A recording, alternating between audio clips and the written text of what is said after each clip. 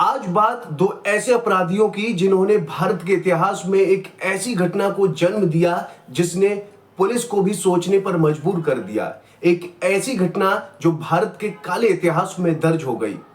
आज बात उन दो शातिर अपराधियों की जिसकी वजह से एक नेता पर पत्थर बरसाए गए और वो नेता कोई और नहीं, पूर्व प्रधानमंत्री अटल बिहारी वाजपेयी थे। आज बात दो ऐसे शातिर अपराधियों की जिनको फांसी पर लटकाया गया तो वो फांसी से भी बच निकले।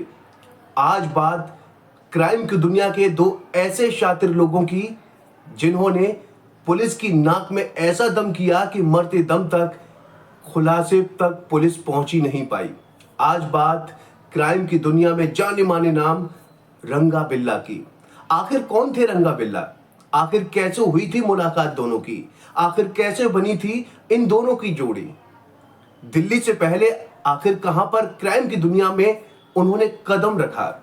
आज बात इस पूरे मामले पर जानेंगे, रंगा बिल्ला की पूरी क्राइम हिस्ट्री के बारे में।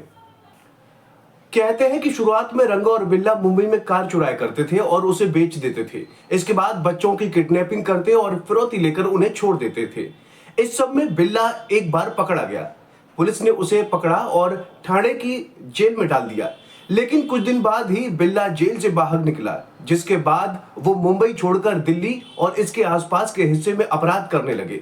1978 की जून में रंगा बिल्ला ने अशोक शर्मा की कार अशोका होटल के सामने से चोरी कर ली। इस गाड़ी के जरिए उन दोनों ने सबसे बड़े अपराध को अंजाम दिया। इधर मदन मोहन चोपड़ा जो एक नौसेना अधिकारी थे, धौलाकुआ की अफसर कॉलोनी में रहते थे। उनके दो बच्चे थे, 16 वर्ष की गीता और 14 साल का संजय चोपड़ा।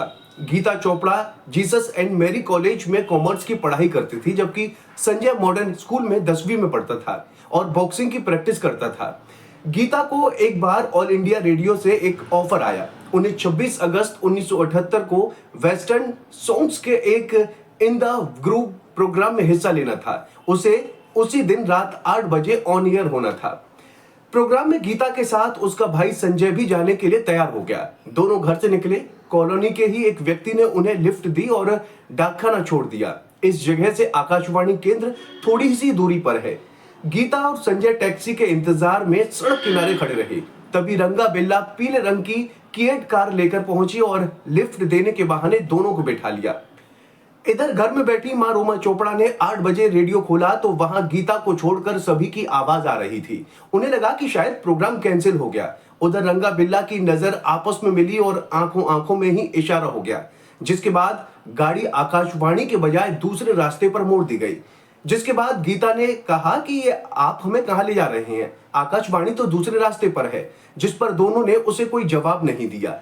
गीता और संजय समझ गए कि फंस चुके हैं। उन्होंने गाड़ी को रुकवाने की कोशिश की। बिल्ला ने धारदार हथियार से संजय के कंधे और हाथ पर हमला कर दिया।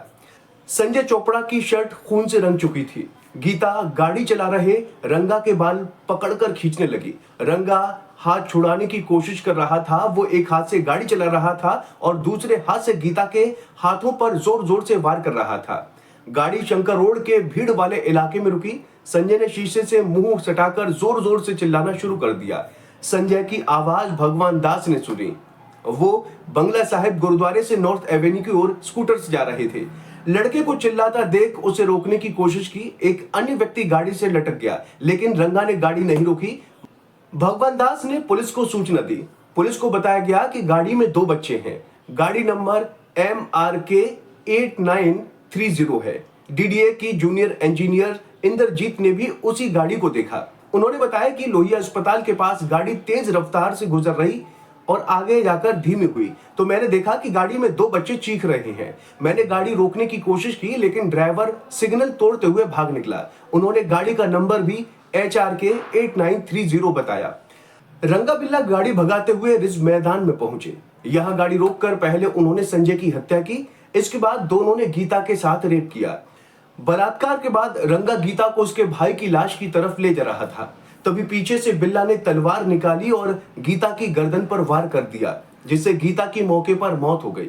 इसके बाद उसकी लाश को उठाया और सड़क किनारे फेंक कर भाग निकले। इधर बेटी को ढूंढते हुए 9 बजे पिता आकाशवाणी के कार्यालय पहुंचे। अंदर गए तो पता चला कि गीता और संजय यहां पहुंचे ही नहीं। मदन चोपड़ा भागकर धौला कुआं थाने पहुंचे, पुलिस को शिकायत की, लेकिन पुलिस के पास पहले से ही 2 बच्चों के अगवा होने की शिकायत पहुंच चुकी थी।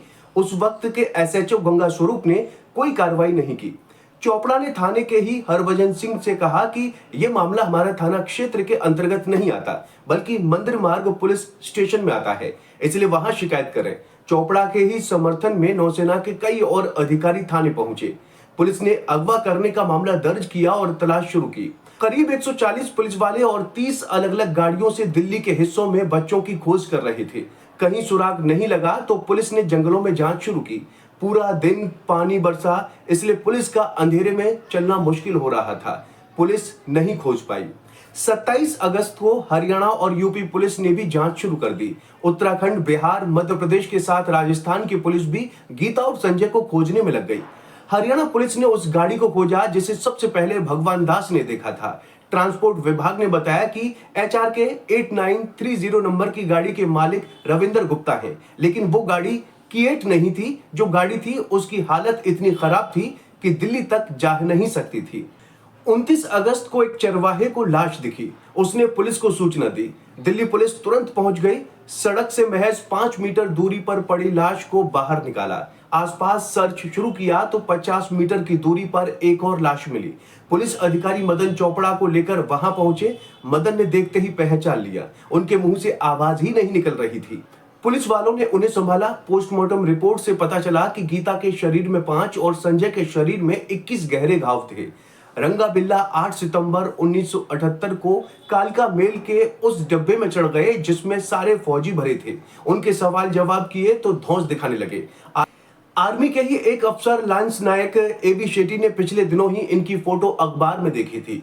उन्होंने इन्हें पहचान लिया, तुरंत पुलिस को सूचना दी और इन्हें गिरफ्तार करवा दिया। रंगा बिल्ला को गिरफ्तार करने के लिए स्टेशन पर करीब 100 पुलिसकर्मी सादी वर्दी में पहले से मौजूद थे। लाश मिलने के बाद दिल्ली में हंगामा हो गया। लोकसभा के अंदर कांग्रेस के नेताओं ने जनता दल के खिलाफ नारे लगाए। तत्कालीन PM मोरारजी देसाई से इस्तीफे की मांग होने लगी। मोरारजी देसाई खुद पीड़ित के घर गए। उस वक्त के विदेश मंत्री अटल बिहारी वाजपेयी दिल्ली प्रदर्शन कर रहे लोगों से मिलने पहुंचे तो किसी ने पत्थर उछाल दिया। पत्थर अटल जी को लगा और उनका कुर्ता खून से लाल हो गया। सरकार की किरकिरी हुई तो पुलिस को अलर्ट किया गया। गिरफ्तारी के बाद केस बहुत तेज चला। पुलिस ने दोनों से अलग अलग पूछताछ की। DNA जांच हुई। सारे सबूत और DNA रंगा बिल्ला से मैच कर गए। सेशन कोर्ट ने दोनों को फांसी की सजा सुनाई। रंगा बिल्ला ने दिल्ली हाई कोर्ट में याचिका दायर की। 26 नवंबर 1979 को हाई कोर्ट भी फांसी की सजा बरकरार रख दी। रंगा ने सुप्रीम कोर्ट में याचिका दायर की। सुप्रीम कोर्ट ने खारिज करते हुए कहा कि फांसी से कम कोई सजा नहीं। रंगा बिल्ला के पास अब राष्ट्रपति को दया याचिका भेजने के विकल्प बचा था, जिसके बाद उन्होंने उस वक्त के राष्ट्रपति नीलम संजीव रेड्डी को याचिका भेज दी। अब फांसी की तारीख तय होना बाकी था। इस पूरी कार्रवाई के दौरान बिल्ला हमेशा उदास रहता और रोता रहता। वो कहता कि वो निर्दोष है, उसे रंगा ने फंसा दिया, और रंगा कहता कि रब सब जानता है, मैंने कुछ नहीं किया। फांसी की तारीख 31 जनवरी 1982 तय कर दी गई। फांसी देने को मेरठ से कालू जल्लाद और फरीदकोट से फकीरा को बुलाया गया। फांसी के लिए रस्सी बिहार के बक्सर से आई। जेल प्रशासन ने दोनों जल्दादों को उस वक्त 150 रुपए में ओल्ड मॉन्क शराब मंगवा कर पिलाई। जेल प्रशासन की माने तो पूरे होश में रहने वाला व्यक्ति किसी की जान नहीं ले सकता। तिहाड़ जेल प्रशासन ने दोनों को सुबह 5 बजे जगाया। रंगा नहाया, लेकिन बिल्ला नहाने से इनकार कर दिया। उन दोनों को फांसी के तख्त पर लाया गया। हाथ पीछे बांधे और चेहरे को काले कपड़े से बने थैले से ढक दिया गया। फांसी के तख्त पर पहुंचने पर रंगा ने जोर जोर से नारा लगाया, जो बोले सो निहाल, सत श्री अकाल। तभी जेल के सुप्रीडेंट आर्यभूषण शुक्ल ने लाल रुमाल दिखाया और दोनों जल्लादों ने लीवर खींच दिया। 2 घंटे बाद जब डॉक्टरों ने चेक किया तो बिल्ला मर चुका था, लेकिन रंगा की नाड़ चल रही थी क्योंकि उसने फांसी के वक्त सांस रोक ली थी। एक कर्मचारी फांसी के तख्त से नीचे उतरा और उसने रंगा के पैर खींचे। बिल्ला और रंगा के घर वालों ने अंतिम संस्कार के लिए लाश लेने से मना कर दिया। जेल प्रशासन ने अपनी तरफ से उनका अंतिम संस्कार किया और ऐसे खत्म हुई 2 अपराधियों की कहानी। और आज उनको लेकर देश में मिसाल दी जाती है और किसी अपराधी को उनके नाम से संबोधित किया जाता है, जैसे ये रंगा बिल्ला की जोड़ी है। तो दोस्तों, उम्मीद है जानकारी पसंद आई होगी। वीडियो कैसी लगी कमेंट करके जरूर बताएं और चैनल को जरूर सब्सक्राइब करें।